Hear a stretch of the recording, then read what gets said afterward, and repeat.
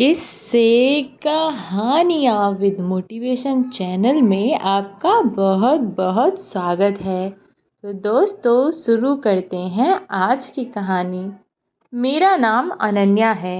यह कहानी है मेरी बेटी सौम्या की ज़िंदगी की। हम लोग एक छोटे से कस्बे में रहते हैं। जब मैं विधवा हुई तो मेरे माँ बाप ने शादी एक ऐसे आदमी से कर दी जिसका पहले से एक बेटा था।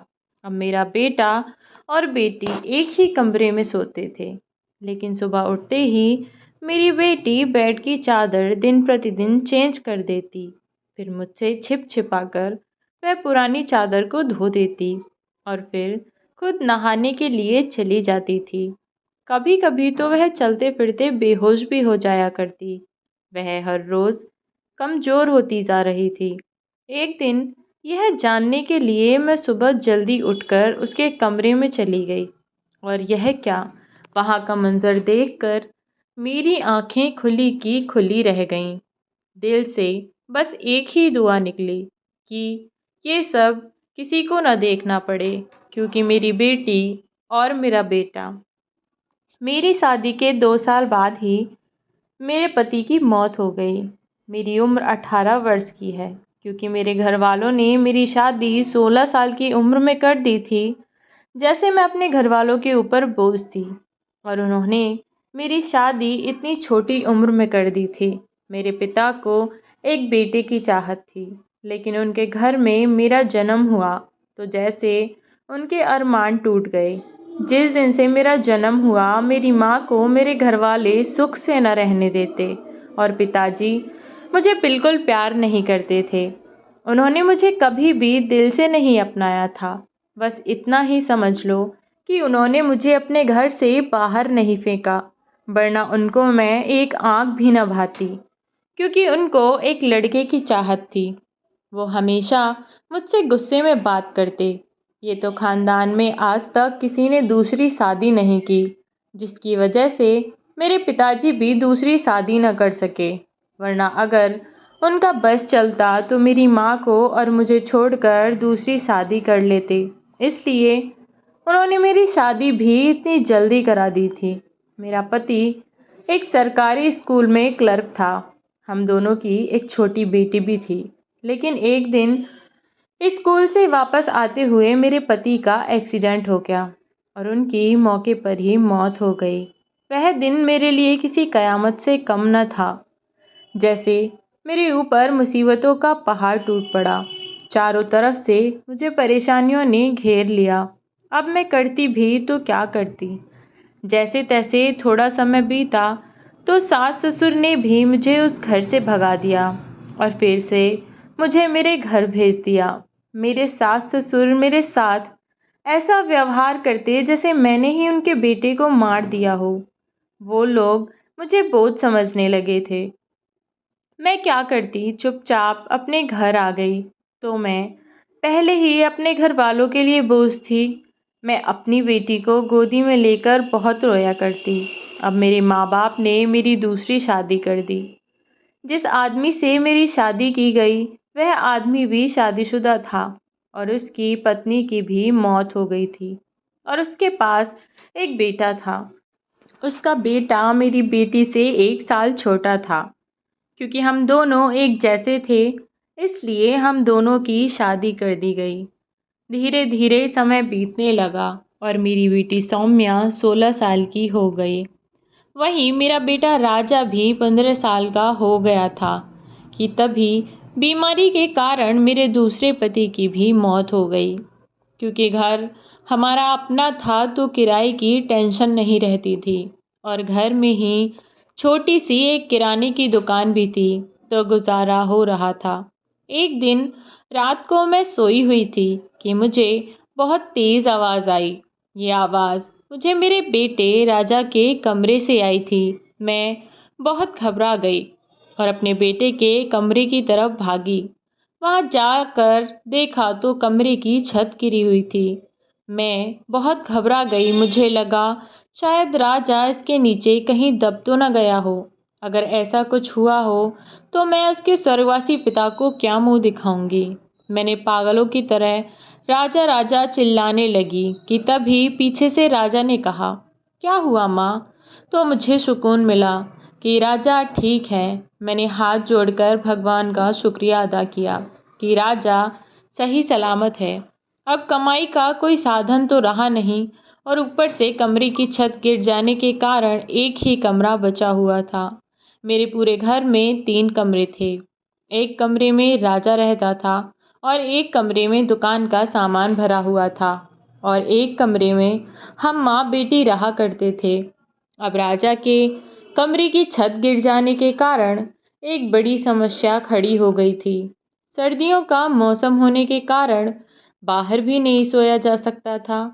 इसलिए मैंने अपना बिस्तर रसोई में लगा लिया और राजा से कहा कि वह सौम्या के कमरे में जाकर सो जाए। अब मेरे दोनों बच्चे एक ही कमरे में सोते। कुछ ही दिनों बाद मेरी बेटी सौम्या अचानक से बेहोश हो गई। मैंने डॉक्टर को बुलाया तो डॉक्टर ने कहा कि लड़की बहुत कमज़ोर है और कमज़ोरी की वजह से यह बेहोश हो गई थी। अब घबराने की कोई बात नहीं है। इसको अच्छे से खिलाओगे पिलाओगे तो यह ठीक हो जाएगी। अगली सुबह राजा नहा धोकर तैयार होकर आ गया। वह नाश्ता करके अपने काम पर चला गया। क्योंकि वह एक अकेला इस घर का सहारा था, तो वह छोटी उम्र से ही काम करने लगा था। जैसे तैसे उसने बस 10वीं की परीक्षा पास की। मैंने उससे कहा कि अगर उसका मन है तो वह आगे पढ़ ले, आगे की पढ़ाई प्राइवेट कर ले। राजा अपने काम पर चला गया, लेकिन सौम्या अभी तक नीचे नहीं आई थी। मैं बहुत चौंक गई क्योंकि मेरी बेटी कभी भी इतनी लेट तक नहीं सोती है और अब 10 बज चुके थे, लेकिन फिर भी वह नीचे न आई। तो मैं देखने के लिए उसके कमरे में पहुंची। मैंने वहां जाकर देखा तो सौम्या अपने बेड पर बेहोश पड़ी थी। मैं हैरान थी। उसको देखकर ऐसे लग रहा था कि किसी ने उसका सारा खून चूस लिया है। वह पीली पड़ी हुई थी। मैंने डॉक्टर को बुलाया तो डॉक्टर ने कहा कि इससे कोई काम मत करवाना, जितना हो सके इसको आराम कराओ, अच्छे से खिलाओ पिलाओ। मैं डॉक्टर को बाहर तक छोड़ने गई। जब लौटकर आई तो देखा कि मेरी बेटी बेड की चादर धो रही है। जब मैंने उससे कहा कि तुम यह क्या कर रही हो, डॉक्टर ने तुम्हें आराम करने को कहा है, तो वह बोली कि मैं चादर गंदी हो गई थी, इसलिए मैंने धो दी। मुझे अपनी बेटी की बात बहुत अजीब लगी। अब अक्सर वह बीमार रहने लगी। 2 दिन बाद वह फिर से बेहोश हो गई। डॉक्टर को बुलाया तो डॉक्टर ने वही बात दोहराई। मैंने डॉक्टर से कहा, पर डॉक्टर साहब मैं तो अपनी बेटी से कोई काम नहीं करवाती। तो डॉक्टर ने कहा कि घबराने की कोई बात नहीं है, ठीक हो जाएगी। थोड़ी देर बाद मैंने देखा तो मेरी बेटी फिर से बेड की चादर लेकर उसको धो रही थी। मुझे कुछ समझ नहीं आ रहा था कि मेरी बेटी ऐसा क्यों कर रही है। अब मैं उस पर नज़र रखने लगी। मेरा मन बहुत घबरा रहा था कि आखिर ऐसी क्या बात है कि मेरी बेटी रोज़ सवेरे अपने बेड की चादर धोने चली जाती है। मेरे दिमाग में बहुत सारे उल्टे सीधे ख्याल चल रहे थे। एक दिन मैंने देखा कि मेरी बेटी को मेरे बेटे ने कोई दवाई दी और उसको खाने को कहा।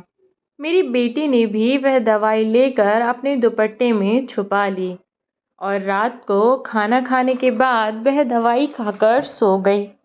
दवाई देते हुए मेरे बेटे ने कहा कि ये दवाइयाँ रात को खाना खाने के बाद खाकर सो जाना, उससे तुम बेहोश नहीं होगी। और वाकई 2-4 दिन मेरी बेटी बेहोश भी नहीं हुई। अब तो मुझसे रहा नहीं गया कि आखिर क्या बात है। मैं उन दोनों के कमरे के बाहर पहुंची तो देखा कि कमरे की लाइट चली हुई है और मेरे दोनों बच्चे आपस में बात कर रहे हैं। राजा ने कहा कि सौम्या ये सब रहने देते हैं, तो सौम्या ने कहा कि नहीं, बस कुछ दिन की बात और है, फिर उसके बाद हम ये सब नहीं करेंगे। सौम्या बोली तो राजा ने कहा, लेकिन तुम्हें पता है ना कि तुम्हारी तबीयत खराब हो जाती है, तुम्हें कमजोरी आ जाती है और तुम बेहोश हो जाती हो। तो सौम्या बोली कि बस कुछ दिन की बात है, फिर नहीं करूँगी। इतना सुनकर मैं बहुत बेचैन हो गई। मैंने कमरे का गेट खोलने के लिए धक्का दिया तो देखा कि कमरा अंदर से बंद था। मैंने दरवाज़ा बहुत ज़ोर से पीटा तो 30 मिनट बाद दोनों ने कमरे का दरवाज़ा खोला। मैंने पूछा, इतनी देर क्यों लगाई दरवाज़ा खोलने में? तो दोनों ने कहा कि हम सो रहे थे और उन दोनों का चेहरा भी ऐसा ही हो रहा था कि जैसे सच में सो रहे हों। अब मैं क्या करती, पर मेरे मन में बहुत सारी बातें चल रही थीं। आगे का पार्ट अगली वीडियो में।